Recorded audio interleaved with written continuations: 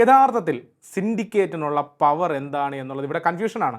അത് തിരിച്ചറിയാതെയാണ് പലരും സംസാരിക്കുന്നത്, പലരും ഈ കാര്യങ്ങളോടുള്ള ഒരു വിമർശനം പറയുന്നത്.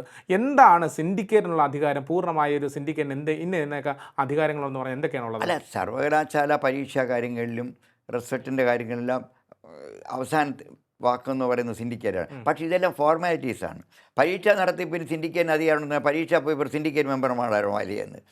അത് ചുമതലപ്പെടുത്തുന്ന ബോർഡ് ഓഫ് സ്റ്റഡീസും ഫാക്കൽറ്റിയും തീരുമാനിക്കുന്ന എക്സാമിനേഴ്സ് വാല്യൂ ചെയ്യുന്നു.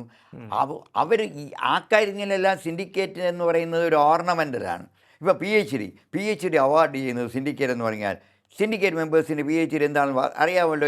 സിൻഡിക്കേറ്റ് മെമ്പേഴ്സ് എന്ന് പറഞ്ഞാൽ മുൻകാലങ്ങളിൽ വളരെ വലിയ അക്കാഡമിഷ്യൻസും ഈ രംഗത്ത് പ്രാഗൽഭ്യം സൃഷ്ടിച്ച ആൾക്കാരുമാണ് ഇരുന്നത്. ഇന്നിപ്പം വന്നു മൂല്യച്യുതി എല്ലാ മേഖലയിലും ഉണ്ട്. ഞാൻ സർവകലാശാല മാത്രമല്ല, ഇപ്പോൾ വന്നതെന്ന് വെച്ചാൽ ഈ SFIയിലും DYFIയിലും പ്രവർത്തിക്കുന്നവർക്ക് അടുത്തൊരു സ്റ്റെപ്പിംഗ് സ്റ്റോണായി സർവകലാശാല സിൻഡിക്കേറ്റുകൾ അധപ്പതിച്ചിരിക്കുന്നു എന്നുള്ളതാണ് സത്യം.